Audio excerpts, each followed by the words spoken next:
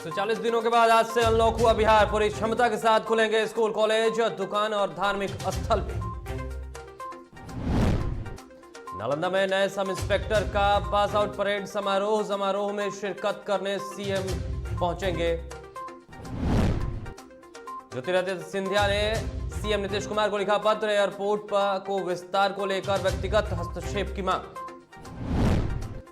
UP के 4 दिवसीय दौरे पर आज आएंगे राष्ट्रपति कोविंद, विभिन्न कार्यक्रमों में करेंगे शिरकत।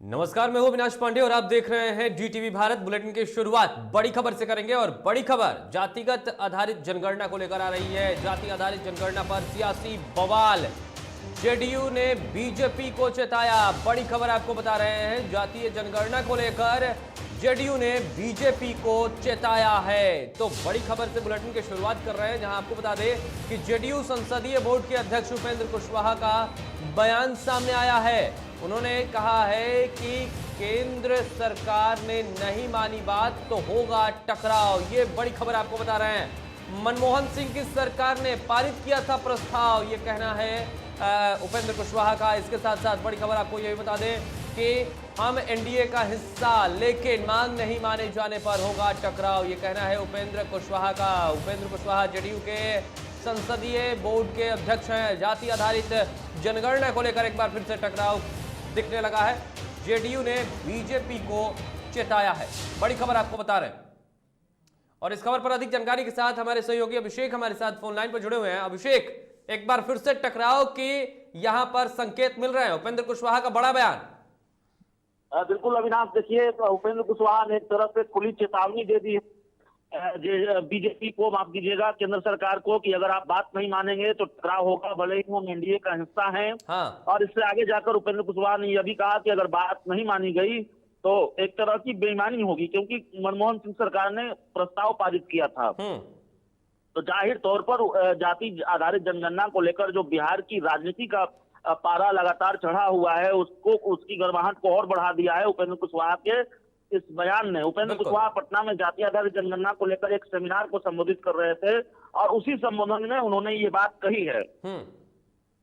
बिल्कुल अभिषेक, यहां पर क्या माना जाए? एक तो खुद नीतीश कुमार वहां जाते हैं, अपनी बातें रखते हैं और कहते हैं थोड़ा इंतजार करने की जरूरत है, सारी बातें प्रधानमंत्री नरेंद्र मोदी ने सुनी है, नकारा नहीं है। उसके बाद इस तरीके से जेडीयू नेताओं के बयान आ रहे हैं, मतलब अंदर खाने क्या कुछ चल रहा है? अंदर खाने जो सबसे बड़ी चीज चल रही है वो यही चल रहा है कि देखिए कहीं इसका क्रेडिट आरजेडी को न मिल जाए, जिस तरह से नेता प्रतिपक्ष तेजस्वी यादव आक्रामक हैं। बिल्कुल, तो ये बेचैनी भी है। तो जेडीयू इस मामले को लेकर, कम से कम जाति आधारित जनगणना को लेकर, बिल्कुल आक्रामक दिखना चाहती है और आप इस बयान को इसी तरह से देख सकते हैं। बिल्कुल, तो इस बयान को मतलब राजनीति के संकेत भी इस बयान में है। बिल्कुल बिल्कुल बिल्कुल। अभिषेक, एक आखिरी सवाल ये होगा, जिस तरीके से आपने कहा कि कहीं आरजेडी क्रेडिट न ले जाए, इससे ज्यादा बौखलाहट अंदर है, क्या ये माना जाए कि जिस तरीके से राजनीति फिलहाल के दिनों में बिहार में चल रही है और दिल्ली में जो दृश्य देखने को मिला था, नीतीश कुमार और तेजस्वी यादव एक साथ और एक मुद्दे पर प्रधानमंत्री से मिलने गए थे, यहां से क्या कुछ संकेत निकल रहे हैं?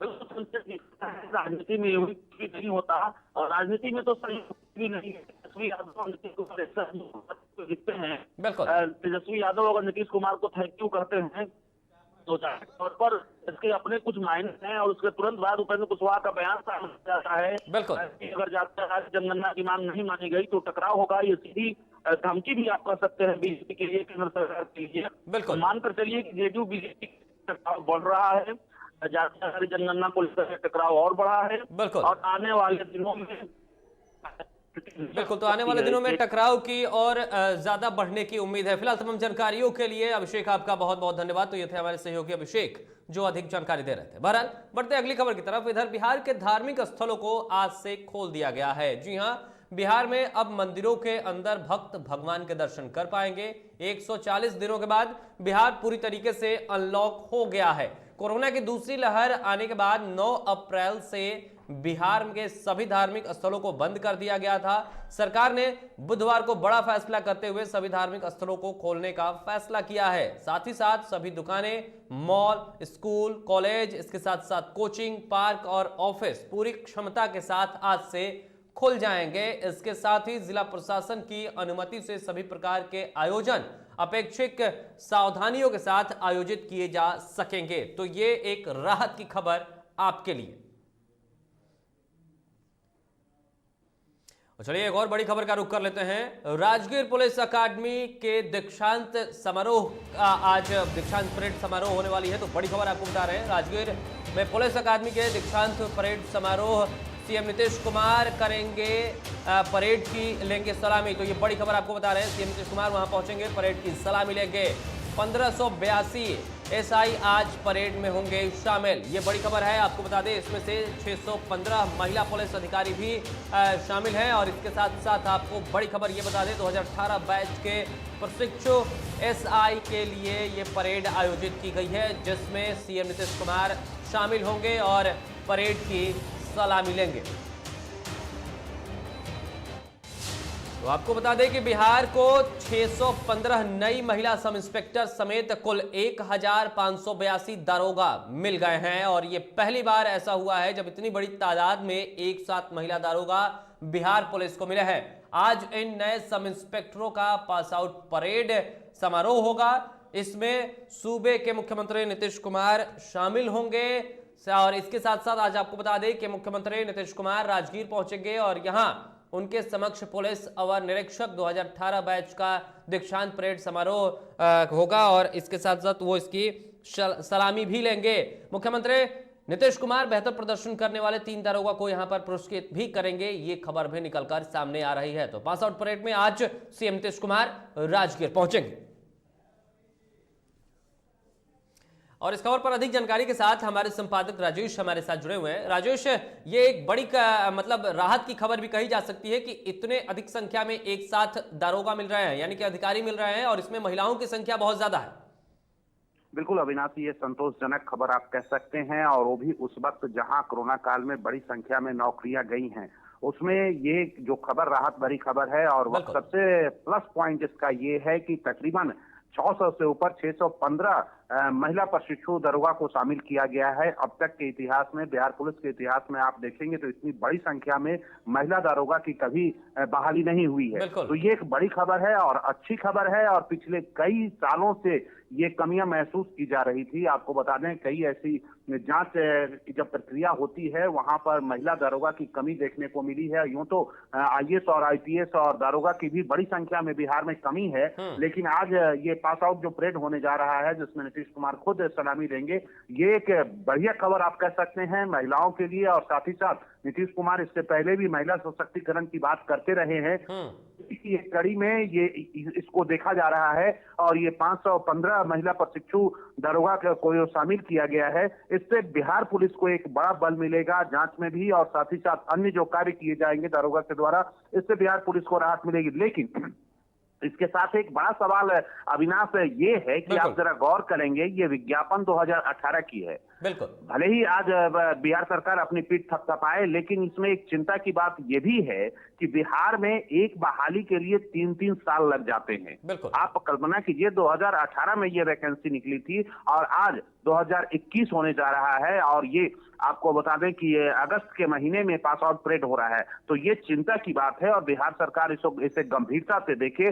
बड़ी संख्या में वैकेंसी है, बिहार के तमाम सरकारी डिपार्टमेंट्स हैं उसमें वैकेंसी है, लेकिन बिहार में जिस तरह से वैकेंसी भरने की जो प्रक्रिया है और जो बहाली निकलती है, अब कोई ऐसी बहाली नहीं है जो कोर्ट नहीं पहुंचता है। तो ये एक बड़ा सवाल है और ये चिंता की भी बात है। सरकार को भी इस पर गंभीरता से सोचना चाहिए कि 3 साल अगर एक वैकेंसी को भरने में लगता है तो ये बड़ा ही चिंता की बात है। हाँ, ये बात जरूर है कि आज की जो खबर है वो राहत भरी खबर है, लेकिन साथ ही साथ मुख्यमंत्री को इस पर भी गंभीरता से सोचना चाहिए कि जो अन्य तमाम वैकेंसी है उसे यथाशीघ्र बड़ी संख्या में निकाला जाए और उसे यथाशीघ्र भरा जाए, क्योंकि बड़ी संख्या में बेरोजगारी है बिहार में, लोग पलायन कर रहे हैं, लोग चाहते हैं रोजगार। तो सरकार को यह भी चाहिए कि कोई भी वैकेंसी जो निकाली जाए तो ससमय उसे पूरा कर लिया जाए और बिना भ्रष्टाचार मुक्त ये वैकेंसी होनी चाहिए। तो ये तमाम इशू है जिसको लेकर मुख्यमंत्री नीतीश कुमार को भी गंभीरता से सोचनी चाहिए। चलिए, देर से ही सही, थोड़ी राहत भरी खबर जरूर आई है अविनाश। बिल्कुल, तो थोड़ी राहत भरी खबर जरूर आई है। फिलहाल तमाम जानकारियों के लिए राजू साहब का बहुत बहुत धन्यवाद। तो 615 महिला दारोगा आज बिहार पुलिस को मिल जाएंगे। इसके साथ साथ आपको बता दें कि बड़ी संख्या में दारोगा आज उनका पासिंग परेड है उससे वो निकलेंगे और बिहार के अलग अलग थानों में उनकी पोस्टिंग की जाएगी। बहरहाल बढ़ते हैं अगली खबर की तरफ। इधर नागरिक उड्डयन मंत्री ज्योतिरादित्य सिंधिया ने बिहार, असम, अरुणाचल प्रदेश, इसके अलावा आंध्र और छत्तीसगढ़ के मुख्यमंत्रियों से पुरानी हवाई अड्डों के विस्तृतीकरण और नए हवाई अड्डों के लिए जमीन उपलब्ध कराने के मामले में व्यक्तिगत हस्तक्षेप का अनुरोध किया है। सिंधिया ने बिहार के जिन हवाई अड्डों के विस्तारीकरण और जहां से नई उड़ान शुरू करने के लिए मुख्यमंत्री नीतीश कुमार को पत्र लिखा है उसमें पटना, पूर्णिया, रक्सौल, मुजफ्फरपुर और दरभंगा शामिल है। इधर बिहार में पंचायत चुनाव की घोषणा होते ही जिला प्रशासन भी अपनी आखिरी तैयारी में है। ऐसे में राज्य निर्वाचन आयोग के द्वारा पंचायत चुनाव को लेकर अधिसूचना जारी करते हुए ग्रामीण क्षेत्रों में आदर्श आचार संहिता भी लागू हो गई है। वहीं तैयारियों को लेकर बक्सर जिला प्रशासन ने एक प्रेस वार्ता कर बताया कि जिले में पंचायत आम चुनाव का आगाज दूसरे चरण में राजपुर प्रखंड से होगा और इसके साथ साथ 29 सितंबर का वक्त इसके लिए निर्धारित है, जबकि जिले में चुनाव के अंतिम चरण में 8 दिसंबर को सिमरी में मतदान होगा। प्रेस वार्ता के दौरान जिलाधिकारी ने कहा कि जिले में कुल 1924 पदों के लिए मतदान होंगे। इलेक्शन उसमें कवर करते थे विधानसभा लोकसभा में, मोटा मोटी वही सब चीज़ है कि जैसे मतदान केंद्र के 100 मीटर के अंदर किसी प्रकार का चुनाव प्रसार नहीं करना है और थोड़ा थोड़ा अंतर है, बस उसको सिर्फ हम बता दे रहे हैं। जैसे इसमें अंकित है कि चूंकि ये पंचायत का चुनाव है वो दलगत नहीं है, तो इसलिए है कि कहीं भी प्रचार प्रसार जो है वो दल के इससे नहीं होना चाहिए। वो सब जो है इसमें एमसीसी में हमारा एंट्री किया गया है। वातावरण में निष्पक्ष और बिना इंजरी का इलेक्शन हो, ये हम लोगों का मुख्य उद्देश्य है। हम लोगों ने इसकी तैयारी पूर्व से कर दी है।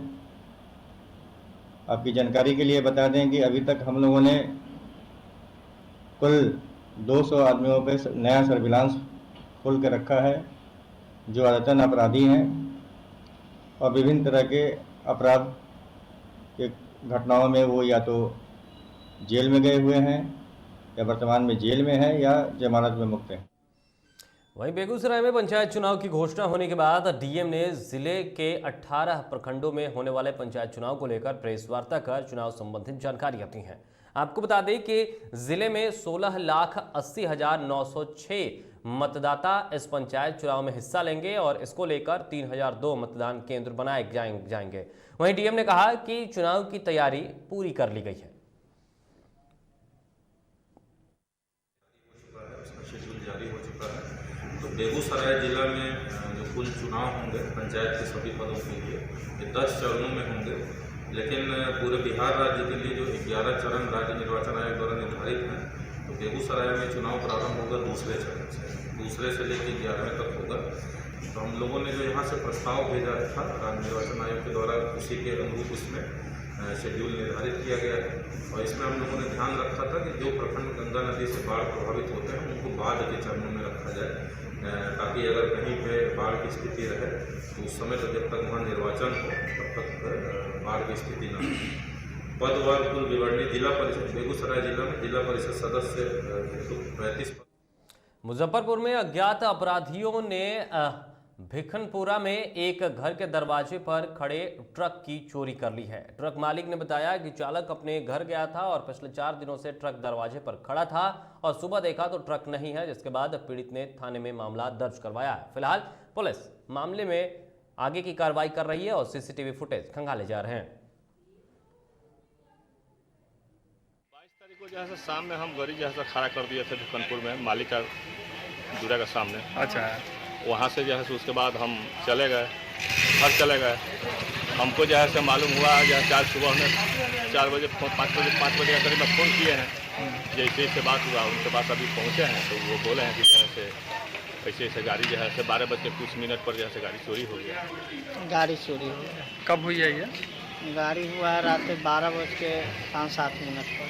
अच्छा, गाड़ी कहाँ लगी हुई थी? गाड़ी भीखनपुर प्रेम लालसा के दूरा पर। बढ़ते हैं अगली खबर की तरफ। इधर कटिहार के बाढ़ग्रस्त इलाकों की स्थिति बेहद दयनीय है। यहाँ किसी के बीमार पड़ने या मौत होने पर खटिया पर ले जाना पड़ता है। यह तस्वीर जिले के प्राणपुर प्रखंड के केशोपुर गांव की है, जहां 65 वर्षीय महिला की मौत के बाद बाढ़ के पानी में डूबने से उसकी मौत हो गई। और इसके बाद आपको बता दें कि जल जमाव के कारण मृतका के शव को मुख्य सड़क तक लाने के लिए खुद सरकारी सुविधा को यहां पर नहीं मिली और लोग थक-हार कर शव को खाट पर लादकर मुख्य सड़क तक ले जाने के लिए मजबूर दिखे। इसके बाद पोस्टमार्टम के लिए सदर अस्पताल लाया गया। परिजनों का एक आरोप है कि उन्हें कोई स्वास्थ्य विभाग द्वारा सुविधा नहीं मिली। क्लिनिक से आ रहे थे, बच्चा रात से सीरियस था, उसको लेके गए थे और उसी क्लिनिक से आ रहे थे। नाव देखिए ना आप लोग तो सही मैंने पहुंच गए सही टाइम में। नाव नहीं रहने के कारण आज इतना परेशानी होना पड़ा। अरे नाव अगर दे देता सीओ प्राणपुर तो हम लोग को दिक्कत नहीं होता। अगर कल हो के कुछ होगा ना बच्चा को तो प्रशासन दोषी होगा। ये सीओ प्रशासन फुल प्रशासन नाव के लिए कितना बार बोले, सीओ सबका मोबाइल में देखे जो कितना बार फोन किया है रफीक ने। बढ़ते हैं अगली खबर की तरफ। इधर दानापुर के सगुना मोड़ के पास सड़क पर भीषण जल जमाव से लोग बेहद परेशान हैं। कॉलोनी में रहने वाले लोग सबसे अधिक परेशान हैं। बताया ये जा रहा है कि बरसात के दिनों में सड़क पर घुटने तक पानी भर जाता है। नगर परिषद द्वारा इन रास्तों में ईंट भरे गए हैं, मगर अब ये ईंट लोगों के लिए परेशानी का सबब बन गए हैं। स्थानीय लोगों ने नेता से लेकर अधिकारी और पदाधिकारी तक अपनी समस्या रखी है, मगर कोई सुनने वाला नहीं है। प्रॉब्लम हो रहा है, बच्चों को स्कूल जाने में प्रॉब्लम होता है, बाइक से जो जाते हैं उनको भी प्रॉब्लम होता है, लोग गिर जाते हैं ईंट के कारण। सर दरअसल में ये है कि जब बारिश होता है ये रोड पर पूरा पानी भर जाता है और पानी भरने से मैंने बहुत ठेवना पानी हो जाता है, जिससे लोग को क्रॉस होने में दिक्कत हो रहा है। बीच में कुछ लोग मिल करके थोड़ा ईंटा गिरवाए और ईंटा गिराने से ये हुआ कि गाड़ियाँ जब गुजरती हैं तो वो कूदने लगती है और कई लोग गिरे हैं जिनका पैर भी टूट गया है। और सीतामढ़ी का एक मंदिर जो जनप्रतिनिधियों के ध्यान नहीं देने से या उनके काम नहीं करवाने से उसकी अपेक्षा हो रही है, वो सही तरीके से बन नहीं पा रहा है। ये रिपोर्ट देखिए।